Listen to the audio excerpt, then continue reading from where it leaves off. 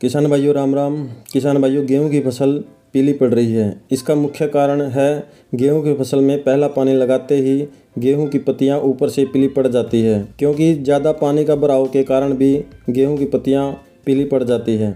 अक्सर आपको हल्का हल्का पानी देना है गेहूं की फसल को बचाने के लिए। गेहूं की फसल ज़्यादा पानी की वजह से भी पीली पड़ जाती है, उसके अंदर बहुत सी बीमारियों का अटैक भी देखने को मिलता है। आज हम इस वीडियो में बात करने वाले हैं कि गेहूं की फसल को पीलापन से कैसे निजात दिलाएं। किसान भाइयों, गेहूं की फसल को पीलापन से रोकने के लिए इसके कई कारण हैं। गेहूं की फसल के अंदर जड़ों के अंदर कई कीट लग जाते हैं जो जड़ों को खाते हैं और गेहूं की पत्तियां ऊपर से पीली पड़ जाती हैं, क्योंकि अगर जो जड़ें भोजन बनाती है उनको कीट खा जाते हैं तो पत्तियां ऊपर से ग्रोथ नहीं करेंगी और वो पीली पड़कर सड़ जाएगी। तो किसान भाइयों, दूसरा कारण है गेहूं की फसल में फंगस लगना। अधिक पानी का बहाव होने के कारण गेहूं की फसल में अक्सर फंगस भी देखने को मिलती है। गेहूं की जड़ों के अंदर फंगस का निदान हो जाता है और पौधे ग्रोथ नहीं करते और पीले पड़ जाते हैं।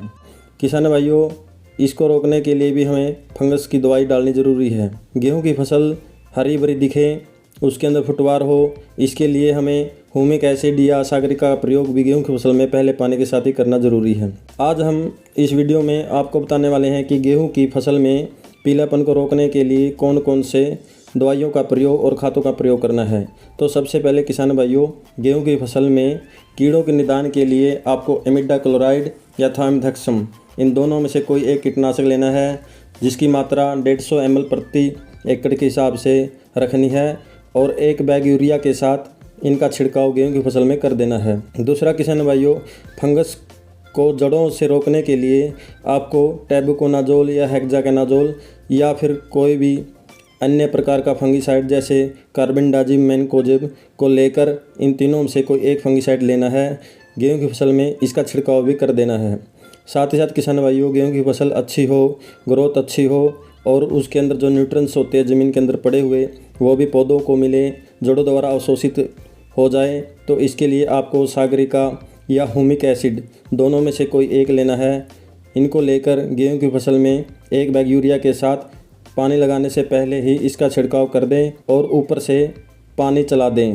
किसान भाइयों, आपको हल्की हल्की सिंचाई करनी है, ज़्यादा सिंचाई करने की ज़रूरत नहीं है। अगर ज़्यादा सिंचाई करेंगे तो आपके गेहूं के पौधे मर जाएंगे, क्योंकि पानी अक्सर एक समान नहीं होता पूरे खेत के अंदर, कहीं ज़्यादा तो कहीं कम।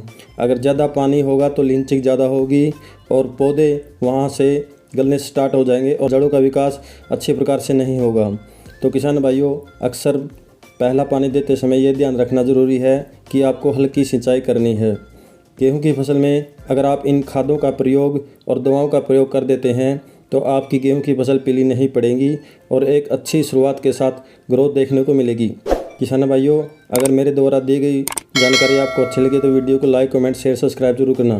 धन्यवाद किसान भाइयों, राम राम।